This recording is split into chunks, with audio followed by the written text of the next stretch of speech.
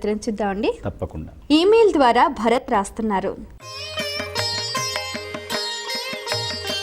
దీపారాధనకు ఆముదం నూనె ఉపయోగించవచ్చునా తెలియచేయగలరు అంటూ రాస్తున్నారు. సాధారణంగా మనము ఆవు నెయ్యితోటి లేదు ఇతరమైనటువంటి నువ్వుల నూనె వీటన్నిటితోటి కూడా దీపారాధన చేస్తాం. ఈ ఆముదము నూనెని హేరండ తైలము అంటారు.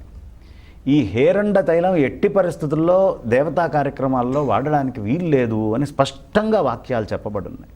కాబట్టి ఎప్పుడు ఆముదము నూనె భగవంతుడికి జ్యోతిగా మాత్రం మన మనస్సులో అనుకొని మనం వెలిగించకూడదు.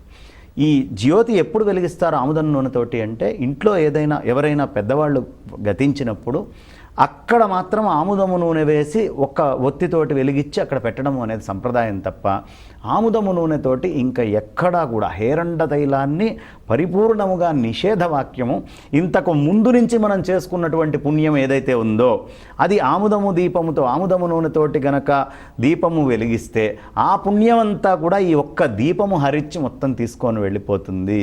కాబట్టి సందర్భము అనేటటువంటిది స్పష్టంగా ఈ ఫలానా సమయంలో వాడాలి అని చెప్పారు. కాబట్టి ఎట్టి పరిస్థితుల్లో ఆ హేరండ నూనెని ఆ సందర్భములోనే వాడాలి ఆముదము నూనెని.